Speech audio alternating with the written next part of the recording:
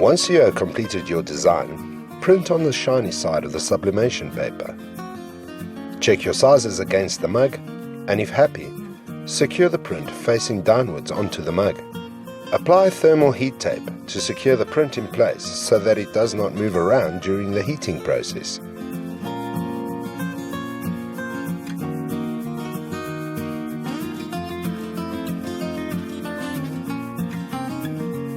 Now slide the mug into the mug holder and tighten. But be careful here. Too much pressure and the mug will crack.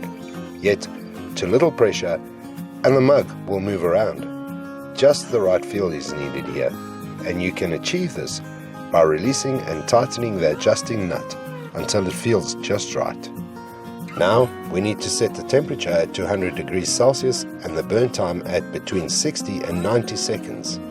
Once the temperature has reached its target, the countdown will automatically kick in. What is happening is that the sublimation ink bursts at 200 degrees Celsius and attaches itself to the sublimation blank surface.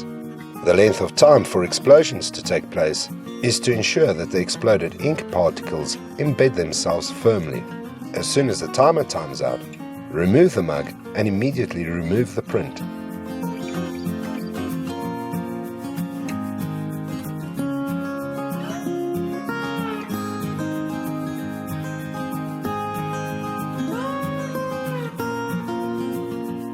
This is not a bad attempt, but as you can see, a little smudge occurred on this section. This is because we set the time at 60 seconds, and it could have done with a little more time for the sublimation ink to burst more thoroughly. Different mug surfaces and different heat press types respond differently, so it does require a little practice and experimentation before you get your sublimation printing on mugs perfect. I hope you enjoy this help tip brought to you by AM.CO.za. And if you are interested in the purchase of heat presses, sublimation paper, sublimation ink and sublimation blanks, you're welcome to call AM.CO.za sales on 060 600 6000. Thank you for watching and happy sublimating.